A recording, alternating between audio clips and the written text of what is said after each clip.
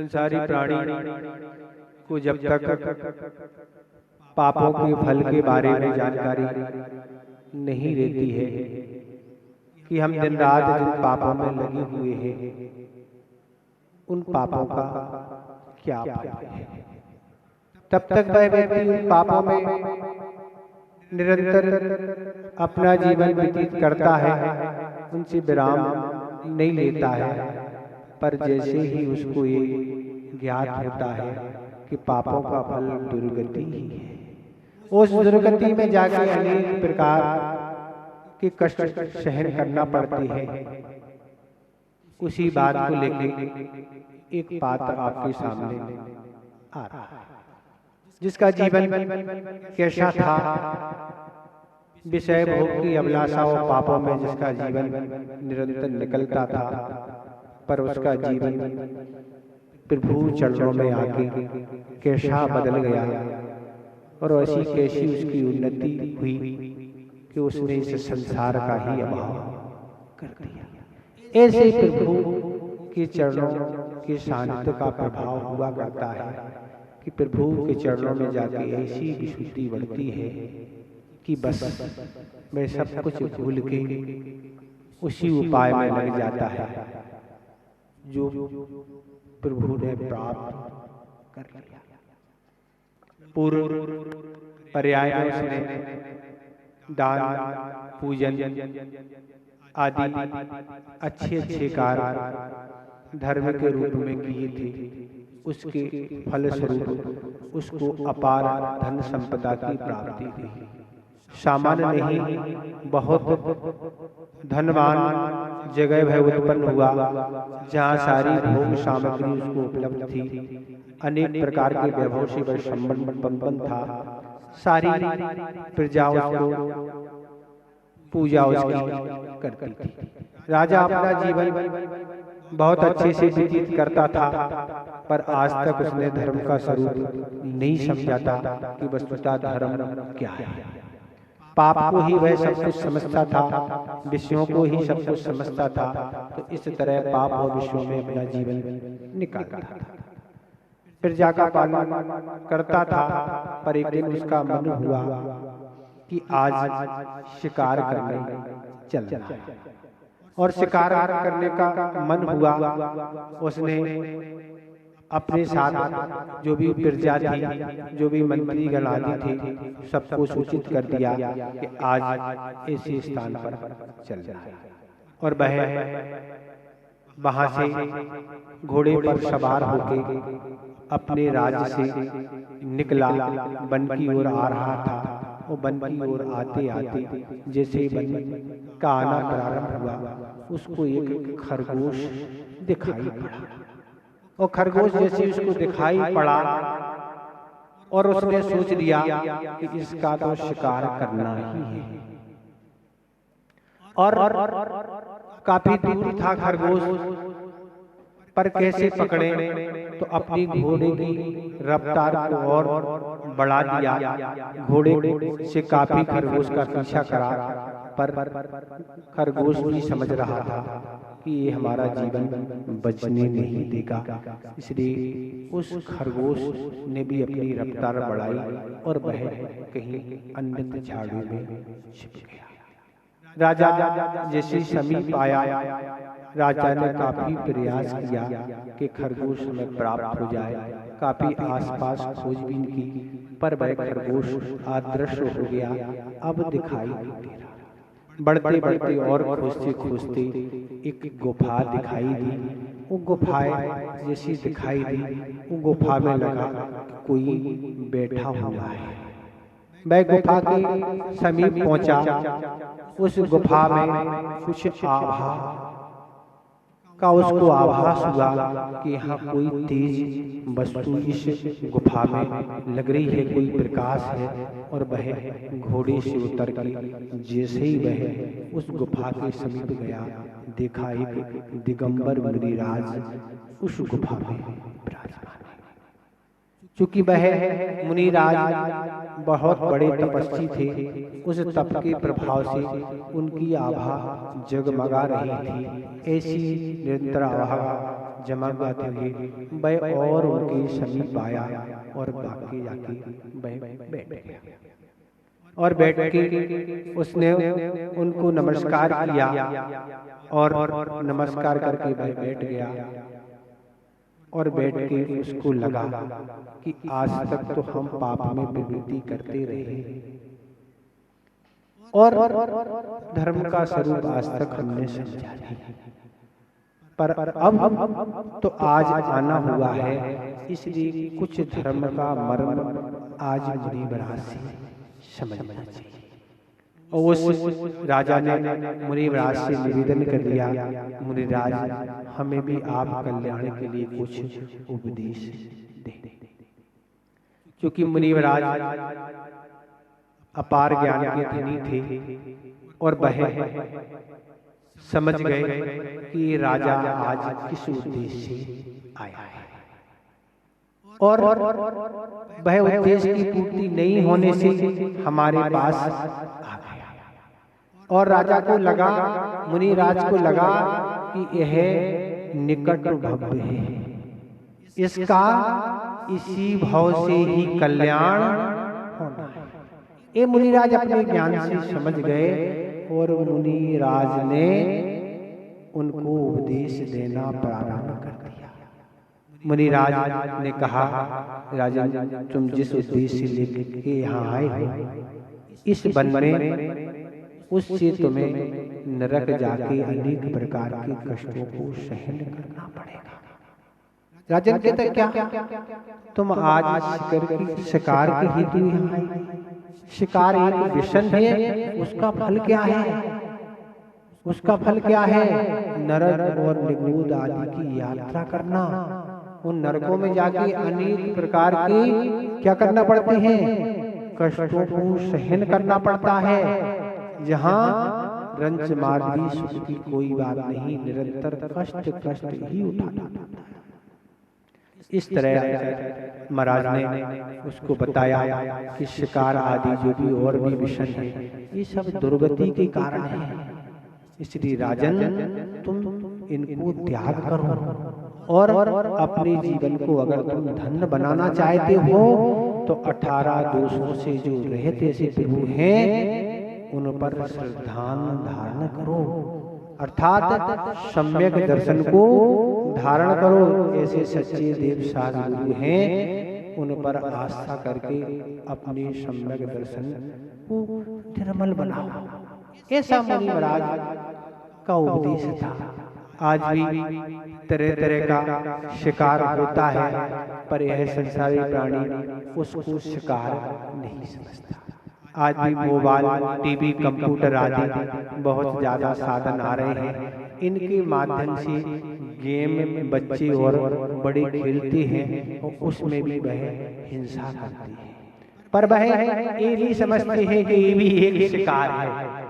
भली द्रव्य हिंसा नहीं, पर भाव हिंसा है, और भाव हिंसा के माध्यम से वह जीव नरक निगुत की यात्रा करती है। परिणाम मात्र से कर्म का बंध हो जाता है। अपन सोचें कि हम जिस काम का हमने विचार किसी को मारने आदि का किया या कोई भी विचार किया और हम नहीं कर पाए तो उसका हमें फल प्राप्त नहीं होगा, ऐसा मत सोचो। ये तो जैन धर्म है, पुण्य हो चाहे पाप हो, शुभ भाव आपने किए हैं, भले आप कर पाए या ना कर पाए, पर पुण्य का संचय हो ही जाता है। और अशुभ भाव किए हैं, पाप के भाव किए हैं, भले आप कर पाए या ना कर पाए, भाव रूप में वह कर्म पाप के रूप में बंद हो ही जाता है। ये कर्म सिद्धांत है। यहाँ तो मात्र भाव करने से, चाहे अशुभ भाव करें चाहे शुभ भाव करें, भाव मात्र करने से ही कर्म बंद हो जाता है। आप दृढ़ रूप से उसको संपन्न कर पाए या नहीं। इसलिए जैन दर्शन में भाव हिंसा की ही प्रधानता बताई है। दृढ़ हिंसा भी हिंसा है, पर मुख्य रूप से भाव हिंसा है। ऐसी सारी स्थिति होती है। इस तरह से वह राजन को महाराज उपदेश दे रहे हैं और राजन को बताया कि सम्यक दर्शन धारण करके अब तुम अणु व्रतों को भी धारण करो, क्योंकि सम्यक दर्शन मात्र से ही सब कुछ नहीं होगा। जब तक तुम चारित्र को अंगीकार नहीं करोगे, जब तक तुम इस संसार से छुटकारा तुम्हें प्राप्त नहीं होगा। तो ऐसा महाराज ने 5 अणुवृत्तों को और 12 वृत्तों का वर्णन, शिक्षा वृत्त आदि को सारा उल्लेख किया और सारा अच्छे से स्वरूप समझाया।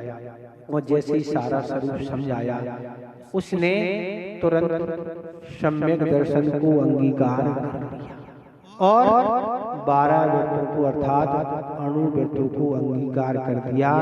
उन 7 विषयों को त्याग कर दिया, उन पापों की भी सीमा बना ली, हर चीज की मर्यादा बना के सब कुछ उसने अंगीकार कर लिया।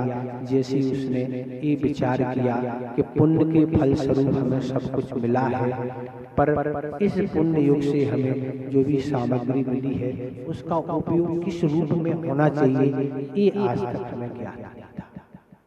क्योंकि मुनिवराज ने सब आगे पीछे का सब कुछ उनको बता दिया, इसलिए उसको अच्छी धारणा मिल गई कि अब त्याग करना है। उसने सब त्याग करके उस सम्यक दर्शन और अनुभव को धारण करके वह कहता है महाराज से कि महाराज, इस दुनिया में और भी कोई है ज्ञानवान, और आपसे बड़ा इस दुनिया में और कोई है? मुनिराज कहते हैं हमसे भी बड़े ज्ञानी कौन है महाराज? तो चंपापुरी यहाँ है। चंपापुरी में बासुनाथ भगवान का समूषण लगा हुआ है। वहां प्रभु बासुनाथ भगवान विराजमान है और जो केवल ज्ञान के धनी है, हम तो एक जुगनू की तरह है, हमें तो कुछ भी नहीं है। उनको ऐसा अपार ज्ञान है, ऐसे वह अपार ज्ञान के धनी हैं जिनके गुणों की हम गणना नहीं कर सकते। ऐसे वह अनंत गुणों के ऐसे धनी भगवान हैं। और जैसी राजन ने बात सुनी, राजा की उत्कंठा बढ़ गई कि अब तो उनका दर्शन हमें करना। और राजा ने अपनी प्रजा मंत्रीगण से कहा कि अपन को भगवान के दर्शन करने चलना है। प्रजा सारी तैयार थी, जो भी राज वैभव था सारी तैयारी हो चुकी। राजा वहां से भगवान के दर्शन करने के लिए जैसे आगे बढ़ा और देवों ने परीक्षा लेना प्रारंभ कर दी। जैसे ही राजा आगे बढ़ा, तुरंत भय उत्पन्न कर दिया। क्या भय? अग्नि, भयंकर अग्नि दिखाना प्रारंभ कर दी। फिर ऐसा अपार जल बरसाया कि सारे में कीचड़ कीचड़ हो गया। ऐसी तेज हवा का प्रकोप चलाया कि सारी प्रजा हिल रही है, सारे वाहन हिल रहे हैं, पत्थर बरसाना प्रारंभ कर दिया और भी तरह तरह की बिजली तड़काना और भी तरह तरह की ऐसे उपद्रव और उत्सर्ग प्रारंभ कर दिए कि वह आगे नहीं बढ़ पाए। पर सेना जो थी वह तो घबरा गई, विचलित हो गई। वह तो उसका जीवन अधमरा जैसा हो गया। मंत्री गणों ने राजा से कह दिया, राजन, जो भी यात्रा हमारी जहां भी हो रही है, यह सारे उपद्रव अमंगल की सूचक है। निश्चित अमंगल होने वाला है। जहां भी आप जा रहे हैं वहां अमंगल होने वाला है। इसलिए इस यात्रा को आप यहीं विराम दें और अपने राज वापस चलें। पर राजा को उत्कंठा बहुत थी। मुनिवराज से भगवान की प्रशंसा के बारे में सुन चुकी थी। उसका भविष्य बहुत अच्छा उज्जवल था, अंतिम यह भाव था। इस तरह से वह राजा कहता है, जिसको जो करना हो सो करे, मैं तो भगवान का दर्शन करके ही रहूं। और उसने वहां से दृढ़ संकल्प बना के ओम नमः देव्या वासुदेवाय नमः नमः ऐसा वह शब्द कह के और अपने हाथी को उसने आगे बढ़ा दिया और निरंतर आगे बढ़ते बढ़ते प्रजा के साथ वहां जहां भगवान विराजमान थे, साक्षात सम्मोषण में ऐसे बाष्पीनाथ भगवान वहां आके वह अपने को धन्य मान रहा है। ऐसे अपार वैभव के धनी बाष्पीनाथ भगवान उस समूषण में विराजमान है। वहां तो एक ही समूषण लगा था, आपने तो बहुत सारे लगा दिए ना। वहां तो बाष्पीनाथ भगवान का एक ही समूषण लगा था, आपने तो 24 तीर्थंकर के एक साथ लगा दिया। तो ऐसे उत्सव होते हैं, ऐसे आयोजन कार्यक्रम होते हैं जिन आयोजन में आप चाहें तो अपना बहुत पुण्य बढ़ा सकते हैं। लग रहा है महाराज ये तो स्थापना निक्षेप से भगवान विराजमान है, भाव निक्षेप से तो ही नहीं। पर आगम में अपन देखें तो आगम में यही फल बताया है, चाहे स्थापना निश्चित से हो और चाहे साक्षात भाव निश्चित से। अगर आपके अंदर वह विशुद्धि है, वह भक्ति है, तो आज भी आप वैसा पुण्य का संचय कर सकते हैं। साक्षात भगवान होते हुए भी वह मारीच का जीव आदिनाथ भगवान के समूषण में पहुंचा तो उसने अपने संसार को घटाया नहीं, अपने संसार को बढ़ा दिया। तो समूषण होते हुए, साक्षात भगवान होते हुए ही वह जीव पुण्य का संचय कर ले, पाप का क्षय कर ले, ये कोई नियम नहीं। आज भी व्यक्ति जितना पुण्य का संचय करना चाहे तो स्थापना निक्षेप के माध्यम से प्रभु की भक्ति उपासना करके पूजन आदि करके भी आज भी बहुत पुण्य का संचय कर सकता है, पाप का क्षय आज भी कर सकता है। पर सीमा है, पर ये नहीं सोचे कि आज समूषण नहीं है, महाराज साक्षात नहीं है तो हम कुछ नहीं कर सकते। ऐसा जितना हो सकता है जितना आज किया जा सकता है। तो इस तरह वह राजन भगवान के समूषण में पहुंच गया। उनका यह दिव्य दरबार 12 सभाएं आदि देख के बैठे। क्या हो गया, उसकी निरंतर और विशुद्धि बढ़ गई, ऐसी विशुद्धि बढ़ गई अब तो वह राज दरबार आदि सब कुछ भूल गया और जाके उसने भगवान की अनेक स्तोत्रों से स्तुति की और उसने अच्छी सी नमस्कार किया और खूब हर्षित होकर वह अपने यथायोग्य स्थान पर बैठ गया।